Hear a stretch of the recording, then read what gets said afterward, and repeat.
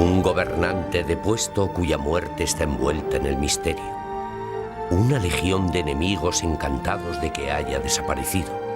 Sospechas que siguen vigentes después de siglo y medio. Y un oscuro dentista sueco impulsado a resolver uno de los mayores misterios de la historia.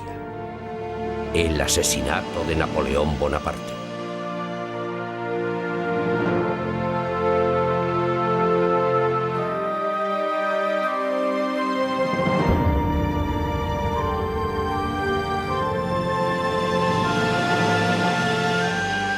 El misterio del asesinato de Napoleón.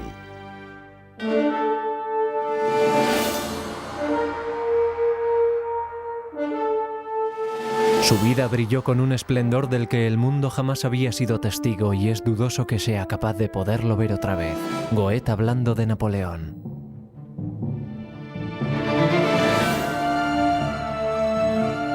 Fue una de las figuras más carismáticas con las que ha sido agraciada la tierra, el glorioso emperador de Francia y el temido usurpador de Europa. Por todo el mundo y a lo largo de décadas, sus leales seguidores han sentido hambre por conocer los detalles de su vida que siempre ha inspirado respeto. Ni siquiera la muerte ni el paso del tiempo han conseguido desplazar el atractivo que han sentido los hombres por él. Göteborg, Suecia, 1955. El dentista Sten Forsubud fue uno de sus fieles, un hombre que se sentía en el mundo añorado de Napoleón. Noche tras noche se retiraba a su despacho privado para allí devorar historias sobre el emperador en 5 idiomas diferentes. Una noche de noviembre atacó vehemente un relato de unos testigos que habían sido publicados recientemente sobre los últimos días de Napoleón. Forsubud siempre se había quedado alucinado por la inexplicable enfermedad y la prematura muerte de su héroe a la edad de 51 años. Un espíritu rebelde, Sten desconfió de la prudencia convencional que identificó el cáncer como causa posible de su muerte. No pudo nunca olvidar la nota que Napoleón había garabateado a su médico justo 6 días antes de su muerte.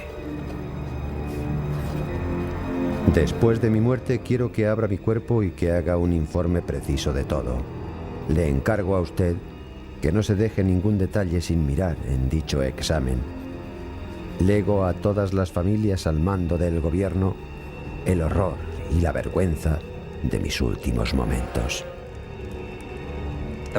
Napoleón comprendió que se estaba muriendo, pero no creyó ni por un momento que estaba muriéndose por causas naturales.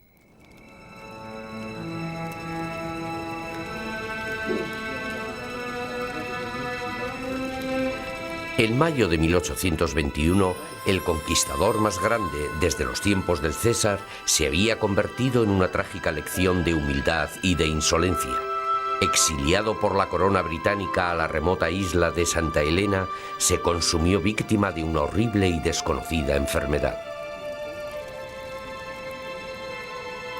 A su alrededor permanecieron los sospechosos de un misterio que iba a permanecer sin resolver durante 150 años. El jefe de los ayudas de cámara, Louis Marchand, el devoto y celoso criado que dormía a la vera de su amo.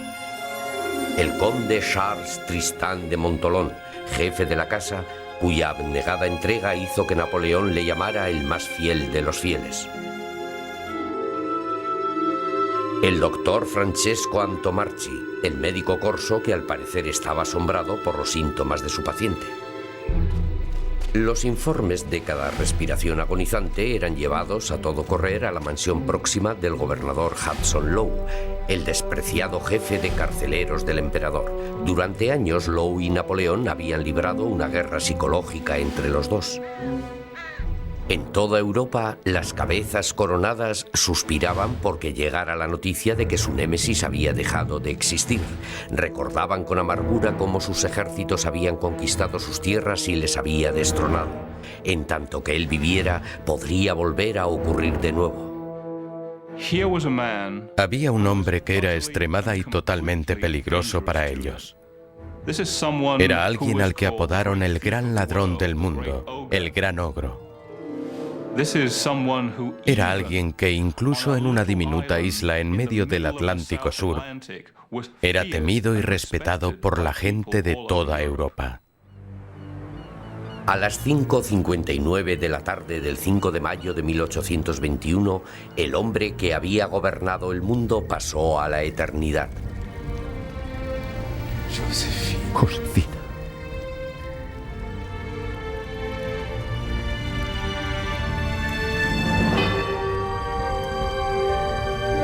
En aquellos momentos reventamos en sollozos, tanto más cuanto más habían sido contenidos. El conde de Montolón y todos los demás presentes se acercaron y besaron la mano que había sido tan amable con todos y que la muerte había hecho que fuera fría como el hielo. Louis Marchand. Los cortesanos de Napoleón, sumidos en el dolor, le sirvieron fielmente en la muerte tal y como lo habían hecho en vida.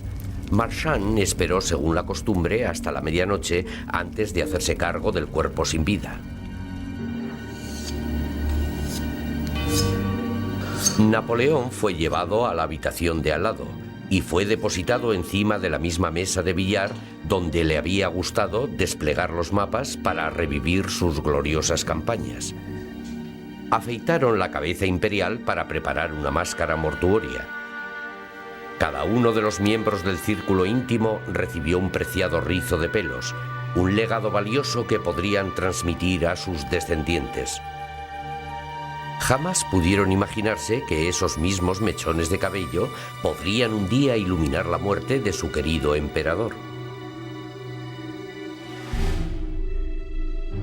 El día siguiente presenció una autopsia llena de implicaciones políticas. Cualquier sugerencia de juego sucio podría hacer que se disparase una revolución en Francia. Cualquier indicio de complicidad por parte inglesa podría dar por concluida la carrera política de Hudson Lowe. Ordenó que no menos de 6 médicos ingleses fueran testigos de los procedimientos. Sin embargo, la autopsia llevada a cabo por el doctor Antomarchi fue curiosamente realizada muy a la ligera. Hay algo muy sospechoso con respecto al doctor Antomarchi. El hecho es que incluso para lo que se acostumbraba en aquella época, la autopsia que se llevó a cabo en el cuerpo de Napoleón no fue muy buena. Teniendo en cuenta lo importante que era, resulta sospechoso que no hiciera un trabajo más completo. ¿Estaba ocultando algo? Cuando uno de los médicos ingleses comentó que habían observado un estómago corroído y que consiguientemente Napoleón había fallecido a resultas de una enfermedad que llevaba al cáncer, se apoyaron en eso y afirmaron que se había tratado de cáncer de estómago. Pero no falleció de cáncer de estómago, porque nadie muere de una enfermedad que conduce al cáncer. Uno se muere de cáncer. Cuando los médicos presentaron 4 informes diferentes, Lowe los simplificó resumiéndolos en uno solo. La autopsia oficial estableció que el cáncer había sido la causa de la muerte, un veredicto que quedó registrado en los anales de la historia como un hecho. El 9 de mayo, una procesión melancólica condujo a Napoleón al descanso en el Valle de los Geranios en Santa Elena. Los condolientes iban encabezados por Montolón y Marchand.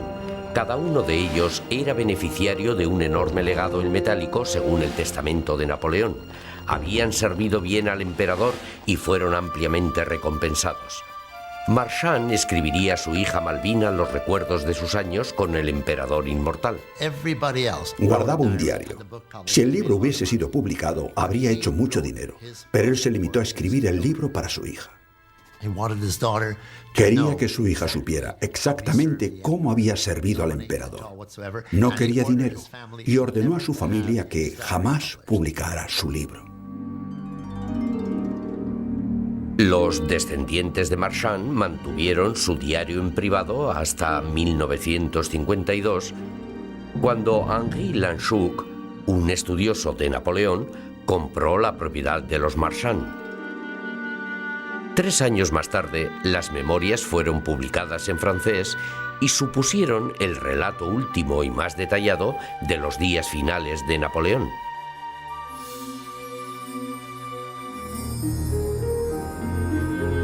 Sten se había sentido turbado desde hacía tiempo por las dudas que rodeaban a la muerte del emperador.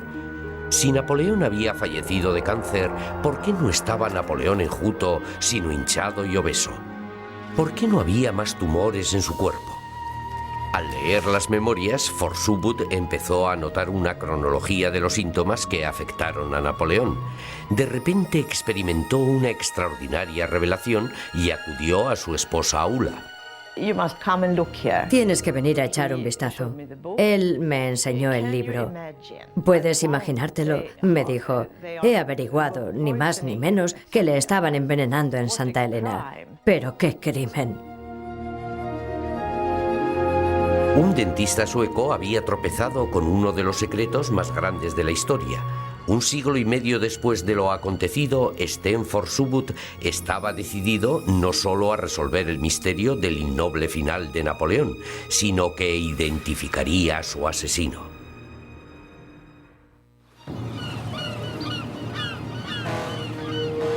Otoño de 1955.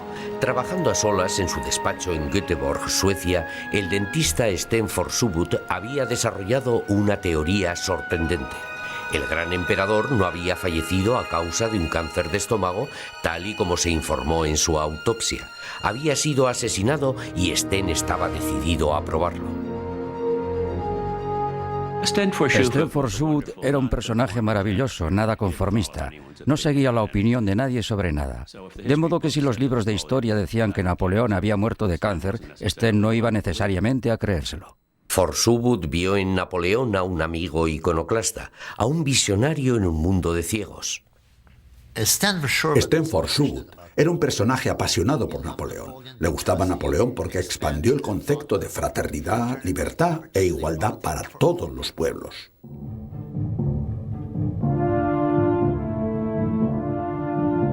Sten se había sentido cautivado desde hacía tiempo por la figura enigmática que transfiguró el mundo con su gloria y sus amenazas. Napoleón salió de ninguna parte, de la oscuridad, para alzarse con el mando del ejército más grande, para controlar Francia y para crear un imperio que Europa no había presenciado desde los tiempos de la antigua Roma.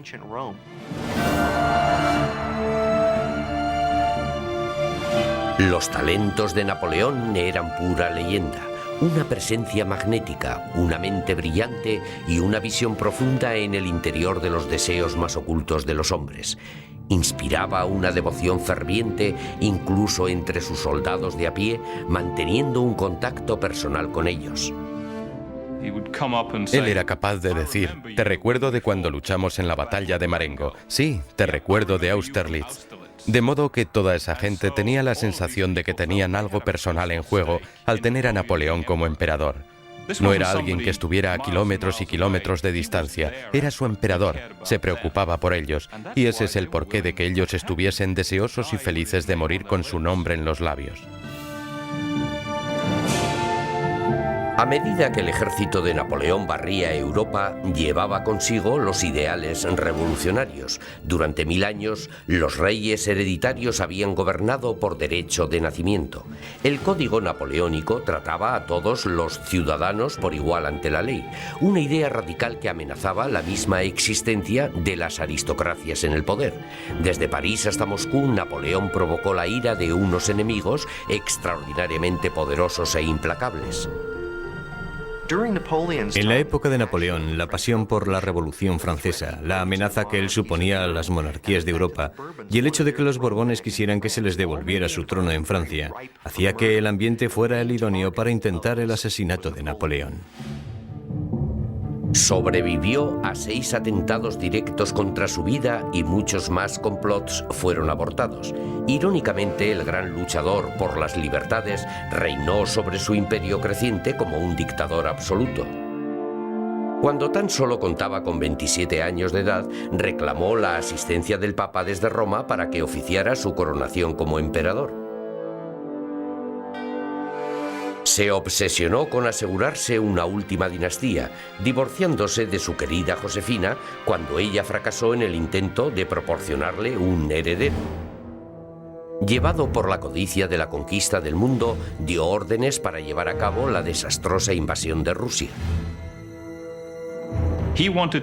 Quería avanzar, siempre ir hacia adelante, controlar al enemigo, dominar al enemigo, vencer al enemigo y luego posteriormente hacerse con el país. Al intentar hacer todo eso, creo que se sobrepasó a sí mismo. 500.000 de hombres le siguieron al invierno ruso. Menos de 1 de cada 10 llegarían a vivir para contemplar la primavera.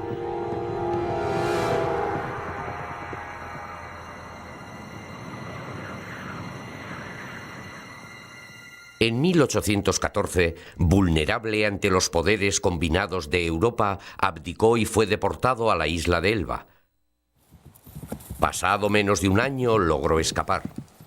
Respaldado por tan solo 600 hombres de su guardia imperial, se enfrentó a miles de tropas realistas francesas. Desarmado, avanzó hasta las líneas del frente y se presentó allí osadamente. ¡Soldados! En mi exilio oí vuestra voz. He vuelto a pesar de todos los obstáculos y los peligros. Si hay algún soldado entre vosotros que quiera matar a su emperador, dejadle que lo haga ahora. Aquí estoy. Tras un momento escalofriante, los gritos de ¡Viva el emperador! Vibraron en el aire. Los soldados depusieron sus armas, empezaron a gritar vehemente y se arrodillaron para besar la mano de Napoleón. En tan solo 3 semanas, sus filas llegaron a alcanzar los 400.000 hombres. Luis XVIII y la familia Borbón huyeron para salvar sus vidas. Una terrible experiencia que no olvidarían jamás. Los reyes de Europa rápidamente unieron sus fuerzas para librarse del gran usurpador. En junio de 1815, Napoleón se enfrentó con Wellington en Waterloo y sufrió la derrota final. Humillado, se entregó a manos inglesas.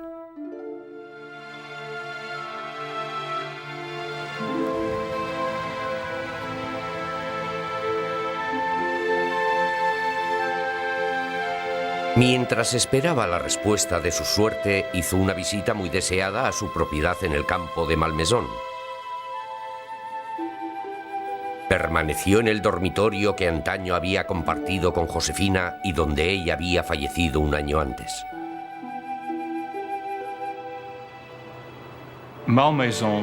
Malmaison era la residencia privada de Napoleón y de Josefina. Ahí fue donde habían convivido como marido y mujer y donde Napoleón se sentía más en casa que en ninguna otra parte de la tierra. Creo que se le debió de ocurrir que en todo lo que se refería al ejército, Josefina era su amuleto.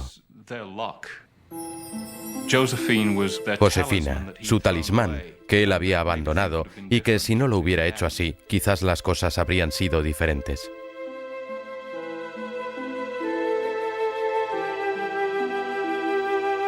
Nadie excepto yo ha sido la causa de mi caída. Yo fui mi principal enemigo, el ingeniero de mis infortunios. He querido abarcar demasiado.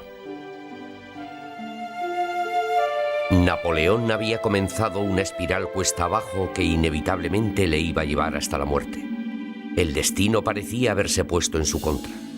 Pero para Sten Forsubut, las memorias de Louis Marchand revelaban que el hombre había aportado una mano siniestra al destino. Forsubut se había formado como un experto en toxicología. Al leer el diario reconoció muchos síntomas de envenenamiento crónico por arsénico.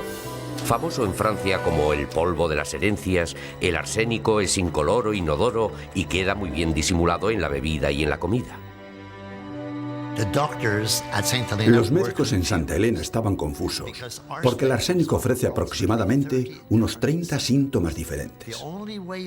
La única manera en la que se puede afirmar que Napoleón estaba siendo envenenado mediante arsénico era juntar todos los síntomas y ver si coincidían con una lista moderna de los síntomas de una intoxicación por arsénico. El cuerpo de Napoleón podría demostrar la teoría de Sten. Sus restos yacen ahora bajo la cúpula dorada de los Inválidos en París. Pero las autoridades francesas jamás permitirían una exhumación. Sten sabía que los restos de arsénico permanecen en el cabello durante siglos y que Napoleón con frecuencia había regalado rizos de su cabello. Sin embargo, en 1955, el análisis del cabello en búsqueda del veneno exigía una muestra muy grande, imposible de obtener, de 5.000 cabellos. La tarea resultaba imposible, pero al igual que el emperador al que tanto reverenciaba, Sten no era alguien que rechazara un reto. Stanford realmente creía que estaba cumpliendo el propio deseo de Napoleón de que alguien descubriera la causa de su muerte. Él había dicho a Antomarchi: después de mi muerte, abra mi cuerpo y averigüe qué es lo que me ha matado. Bueno, entonces no lo hicieron así. Forswood apareció un siglo y medio más tarde como un gran admirador de Napoleón y se dijo: tengo la sensación de que Napoleón me está diciendo, hazlo, y estaba dispuesto a hacerlo así. ¿Había sido el gran Napoleón asesinado con arsénico? Sten Forswood estaba convencido de ello, pero saber la verdad y demostrarla son dos cosas muy diferentes. Noviembre de 1959. Sten estaba en la biblioteca en el centro de Göteborg, embebido en el último ejemplar de Química Analítica. Un artículo escrito por Hamilton Smith, rector de la Universidad de Glasgow, del Departamento de Medicina Forense, describía un nuevo método para poner a prueba los contenidos de arsénico de tan solo un pelo. Galvanizado, Sten inmediatamente se embarcó en una búsqueda para descubrir los mechones supervivientes del cabello de Napoleón. Él y su esposa Ulla se desplazaron a París. Mientras intentaba contactar con los expertos en Napoleón, ella disfrutaba de las panorámicas de la ciudad. Dejó varios mensajes para el príncipe Napoleón, un descendiente del hermano del emperador y el hombre que con toda seguridad podría dar alguna pista sobre tan preciado cabello. El príncipe Napoleón jamás contestó. A los historiadores franceses no les gusta que sus puntos de vista convencionales sean puestos en duda, y también se manifestaron totalmente fríos a las peticiones de ayuda de Sten. Después de una semana de haber permanecido en la habitación de su hotel, Sten seguía sin tener pelos y sin futuro.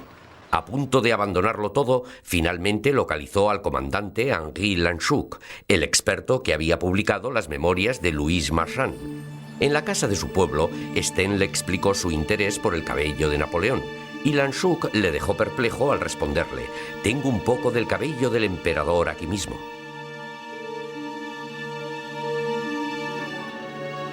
Lanchuk solemnemente sacó el relicario de Marchand, la caja conteniendo sus recuerdos de Santa Elena. Lanchuk se volvió hacia mí y me dijo: «Por favor, señora». Y Sten cogió unas pinzas que llevaba en el bolsillo, que había llevado con él. Él siempre había sido optimista y me las pasó. Con las pinzas cogí cuidadosamente un par de cabellos.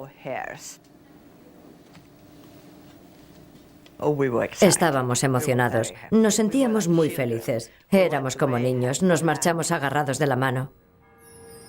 Sten envió un único cabello a Hamilton Smith en Glasgow, teniendo mucho cuidado en no revelar el origen de dicho pelo. Smith lo sometió a un bombardeo radioactivo de neutrones en el Centro de Investigación Atómica Harwell, a las afueras de Londres, el mismo laboratorio que había desarrollado la bomba atómica para los ingleses. Posteriormente, la muestra fue devuelta a Glasgow, donde un contador Geiger de líquido especial midió el contenido de arsénico. Tras una espera de 19 días, por fin Sten recibió una carta de Smith con los resultados. El cabello contenía 13 veces más cantidad de arsénico que el que normalmente se halla en el cabello humano. Sten, con toda calma, presentó sus nuevas pruebas a los especialistas franceses. Ellos denunciaron su teoría como algo horrendo y se rieron de él diciendo que era un mero amateur. Desde aquel momento empezó el bloqueo francés. Todo el mundo se negó a colaborar con él. Nadie le daría ningún pelo más y nadie haría nada por facilitar su investigación. Sten razonaba que los franceses orgullosos y nacionalistas estaban llegando a la misma conclusión que lo que sus propias investigaciones indicaban. Si Napoleón, al parecer, había sido envenenado sistemáticamente durante los años de su exilio, solamente alguien con un acceso regular e íntimo al emperador podría haber llevado a cabo la acción, quizá incluso un compatriota francés. Para demostrar la verdad, Sten necesitaba más pruebas. Necesitaba más pelos. Volviendo a los diarios de Marchand, él peinó el pasado buscando pistas ocultas.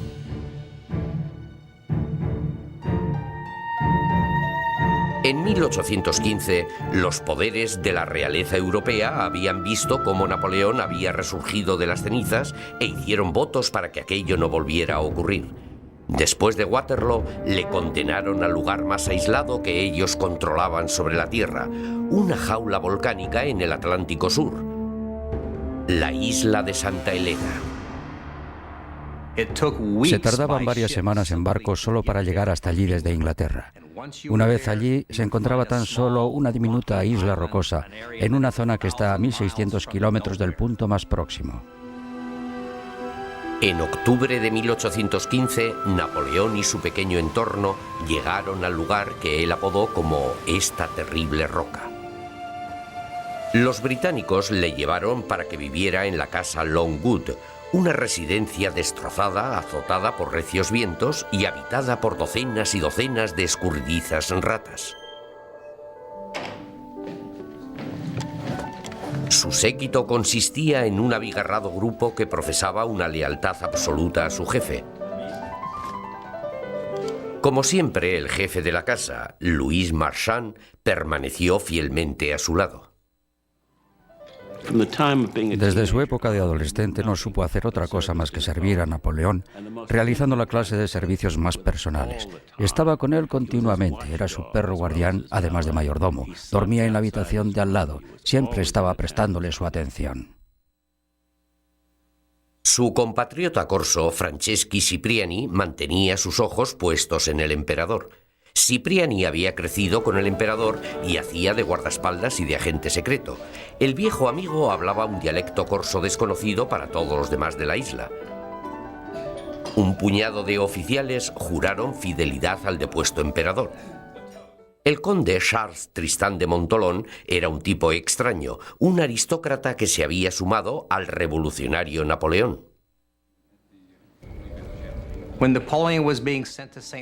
Cuando Napoleón iba a ser enviado a Santa Elena, Montholon se ofreció de una manera muy vehemente.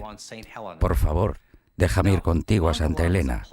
Ahora bien, Montholon era un playboy, era un derrochador. En cierta época, en el periodo de la Restauración, en 1814, se había apropiado indebidamente de una fuerte suma de dinero. Con Montholon vino su esposa Albine Montholon, una divorciada muy coqueta cuyas aventuras amorosas se veían periódicamente recortadas por su hábito de resultar frecuentemente embarazada. Albine Montholon, la esposa del conde Montholon, tenía fama de ser una mujer muy fácil. Todo esto venía del hecho de que sus dos matrimonios previos habían concluido a causa del adulterio. Esta banda tan poco notable formó un séquito real en el exilio. Sin tener un verdadero poder, se ocupaban en pequeñas riñas y en intrigas palaciegas. El conde de Montholon se ganó el dudoso honor de supervisar la cama imperial en Longwood House. Longwood House era un sitio húmedo, infestado de ratas. Simbolizaba lo bajo que había caído Napoleón en comparación a los palacios en los que antaño había vivido.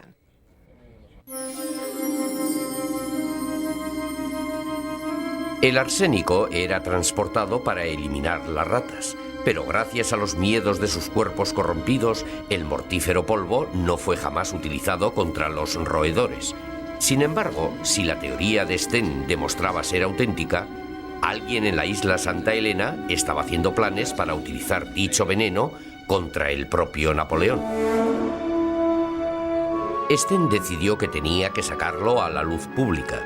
Cuando él y sus colegas dieron el arriesgado paso de publicar las averiguaciones preliminares, la comunidad científica argumentó que el arsénico en el cabello de Napoleón debió de proceder de una fuente ambiental accidental, quizá del empapelado de las paredes o del subsuelo en el que había sido enterrado. Sten estaba enfadado. Casi siempre solía decir, toda la gente es estúpida.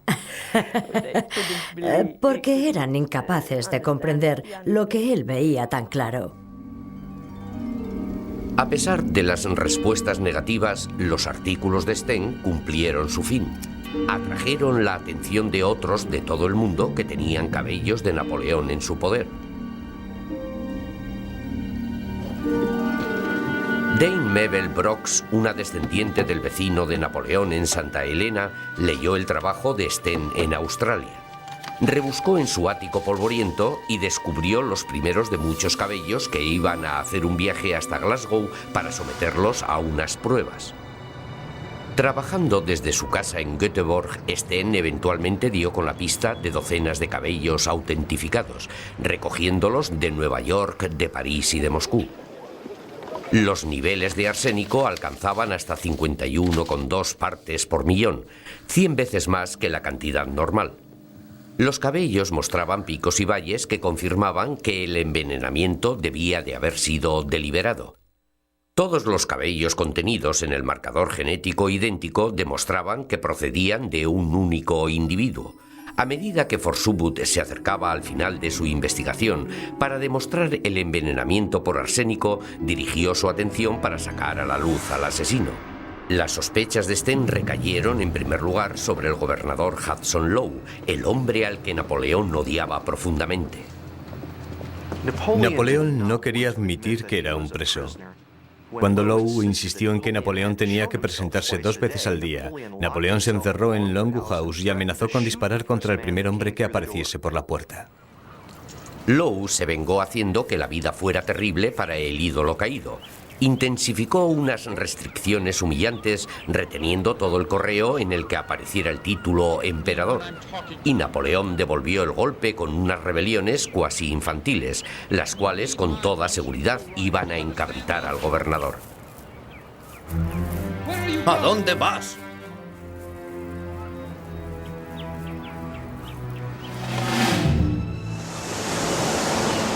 Napoleón se encaró valientemente a sus enemigos, pero hizo confidencias a sus amigos de que tenía el presentimiento de que los dioses le habían castigado.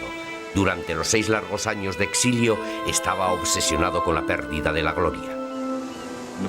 Napoleón se vio a sí mismo encadenado a una roca y se sentía roído por su propia grandeza.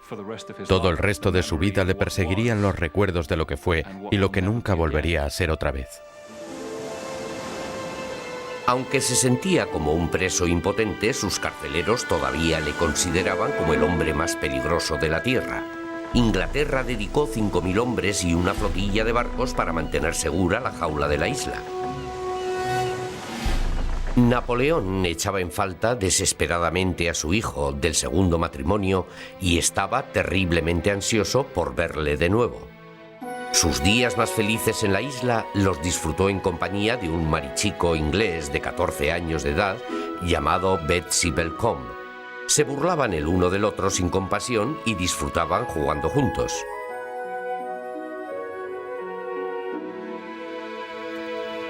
Los agentes extranjeros mantenían a sus gobiernos informados de todos los movimientos de Napoleón, incluso completando fichas sobre Betsy. Informaron cumplidamente a sus respectivos países de los celos provocados en su círculo íntimo cuando Madame de Montholon venció a todos sus rivales y llegó hasta la cama imperial. Un buen día Napoleón se acercó a Alvin leyendo la historia de la señora Brenville, el auténtico relato de una gentil dama francesa que en los años 1670 había envenenado a su marido, hijos, amante, padre y a los 2 hermanos con arsénico. Napoleón conocía el afamado caso e hizo notar que el veneno es un arma muy cobarde. La relación no estaba destinada a durar mucho. Alvin, según la costumbre, quedó embarazada y volvió a Francia para tener a su bebé, una niña que tenía un parecido asombroso con el emperador. Napoleón, que había llegado a confiar en la camaradería de su marido, se sintió secretamente aliviado cuando el conde eligió continuar a su servicio.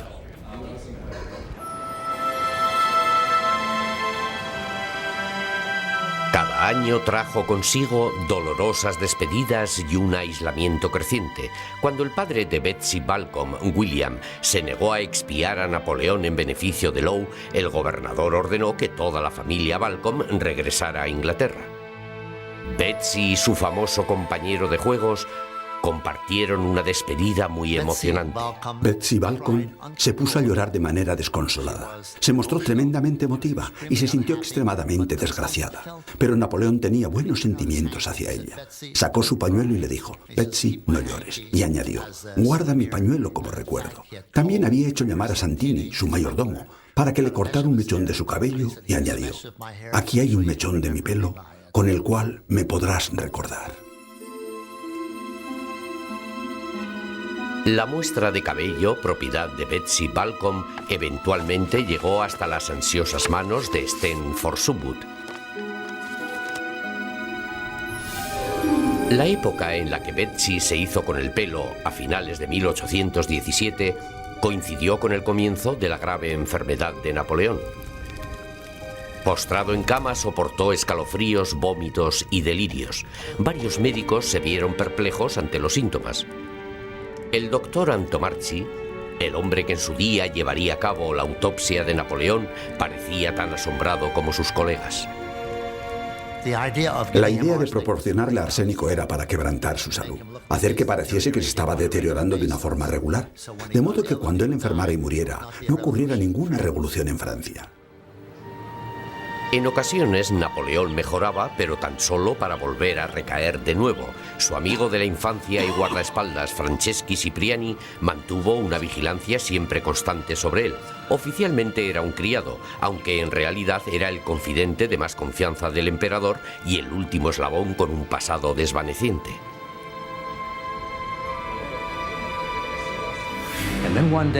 Posteriormente, un día, Cipriani se puso gravemente enfermo. Siempre había gozado de una excelente salud, pero falleció 2 días después. Fue enterrado a toda prisa. Napoleón tenía sus sospechas. Uno no se pone malo y se muere tan deprisa sin más ni más. Entonces Napoleón dijo: practiquemos la autopsia. Quiero que se le haga la autopsia a Cipriani. De modo que excavaron para sacar el cuerpo de Cipriani y vaya, resultó que había desaparecido.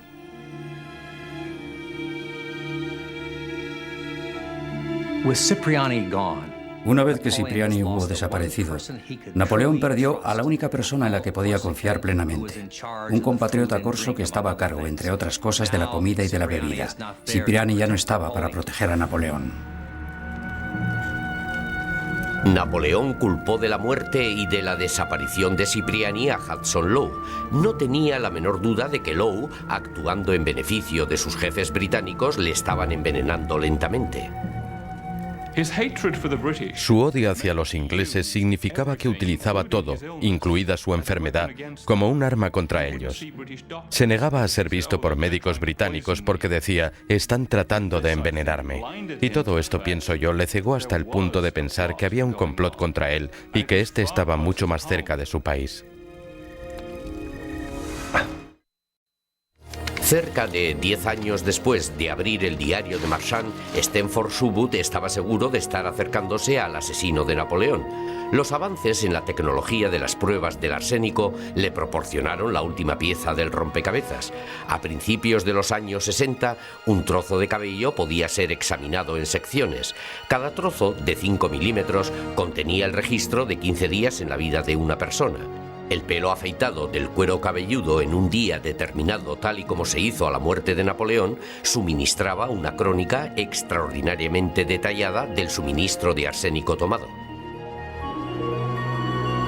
Según los cálculos de Sten, entre septiembre de 1820 y abril de 1821, Napoleón había sido envenenado en 40 ocasiones diferentes. Durante 5 largos meses luchó valientemente contra un enemigo que en silencio le estaba devorando. Confuso y delirante, echó su testamento al fuego y se pasó las siguientes noches garabateando febrilmente uno nuevo. A lo largo de tan terrible experiencia, Marchand y Montholon le asistieron las 24 horas del día. Ellos eran, tal y como dijo un Napoleón agradecido, como hijos para él. La investigación meticulosa de Sten se había encauzado hasta llegar a unos pocos sospechosos. El gobernador Hudson Lowe había controlado la isla y tenía ansias de que Napoleón falleciera cuanto antes. conde de Montolón había abandonado su estilo de vida mujeriego para sumarse al emperador en su largo exilio. El doctor Antomarchi había informado a Lowe y fue quien practicó de una manera negligente la autopsia. Y el jefe de la casa, Louis Marchand, había entregado su vida a su servicio sin jamás haber pedido una recompensa. Después de años de investigación, Sten estaba convencido de que por fin había encontrado al asesino. El hombre con suficiente acceso a la víctima como para suministrarle 40 diferentes dosis de veneno. El hombre encargado de supervisar la casa imperial y el que tenía las llaves para el almacén de vino privado de Napoleón. El hombre que recibió más de 40 millones de pesetas en el testamento de Napoleón. El hombre que quizá había albergado un único motivo personal de venganza.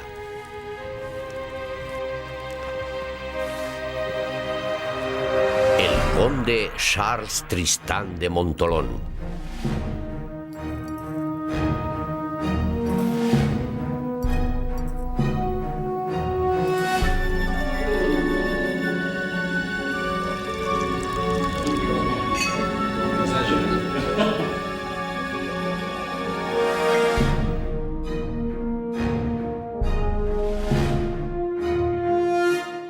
Durante el primer exilio a Elba, Montolón había renunciado a la revolución e hizo votos por su lealtad al régimen borbónico.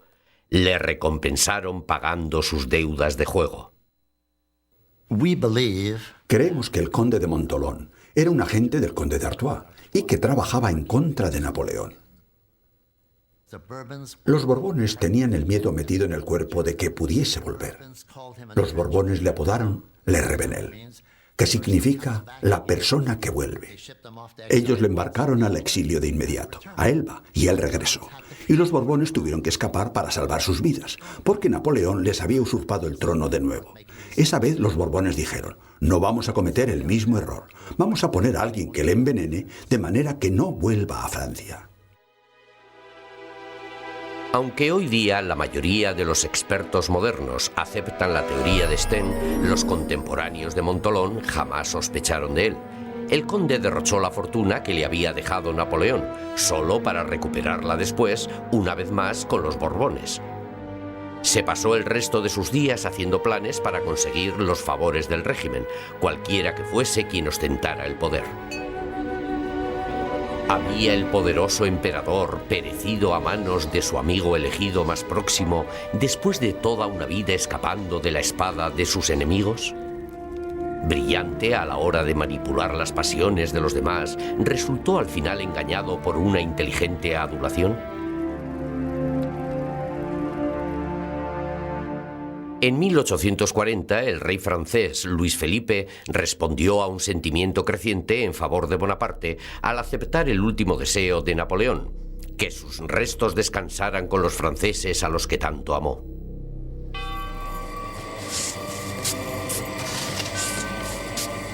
$19 años después de su muerte, el cuerpo de Napoleón fue exhumado de Santa Elena para ser nuevamente enterrado en París.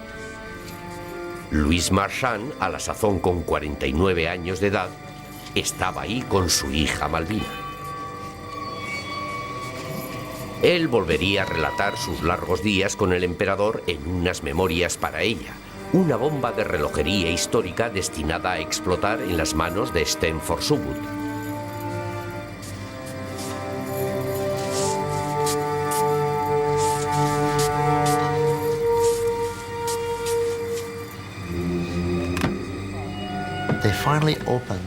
Cuando finalmente abrieron el ataúd, allí se encontraron con Napoleón como si estuviera dormido. Su cuerpo no había sufrido ningún deterioro. En realidad, llegaron a tocar la piel de su cara y todavía estaba blanda, y él parecía estar en paz. La gente pensó que se trataba de una especie de milagro, pero no era un milagro, porque así como el arsénico puede matar, el arsénico también es capaz de conservar los tejidos.